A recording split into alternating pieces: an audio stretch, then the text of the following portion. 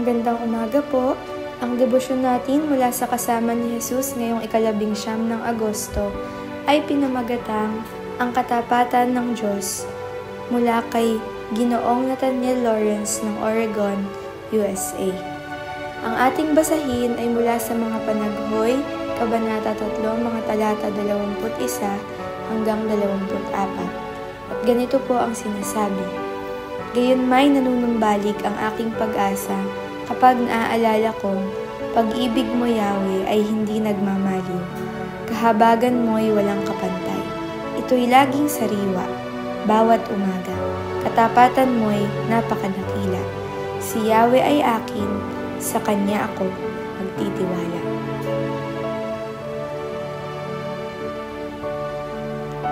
Isa ang taglagas sa mga paborito kong panahon ng taon. Marami akong magagandang alaala ng pagiging nasa labas kasama ang aking ama tuwing unang bahagi ng taglagas. Isa itong magandang panahon, lalo na rito sa Pacific Northwest, kung saan nakikita namin ang mga punong kahoy na nagiging pula, kahel at dilaw at nararamdaman ang panibagong lamig sa hangin. Ang pagbabago ng mga panahon ay nagtuturo rin sa atin tungkol sa Diyos. Ipinapaalala nito sa atin na may takbo o ayos ang ating buhay. May mga panahon ng pagtatanim at panahon ng pag-aani. Anuman ang panahon, kasama natin ang Diyos. Nangungusap ang Diyos sa atin sa pamamagitan ng paglipas ng mga panahon. Nakikiisa sa atin ang ating tapat na manlilikha habang tayo'y dumaraan sa mga panahon ng pagtatanim at pag-aani.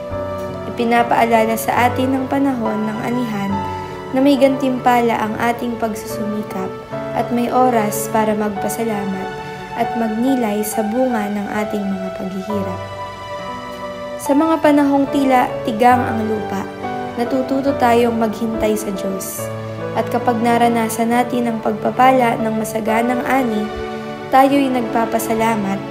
Sa bawat panahon, makikita natin ang mga palatandaan ng katapatan ng Diyos.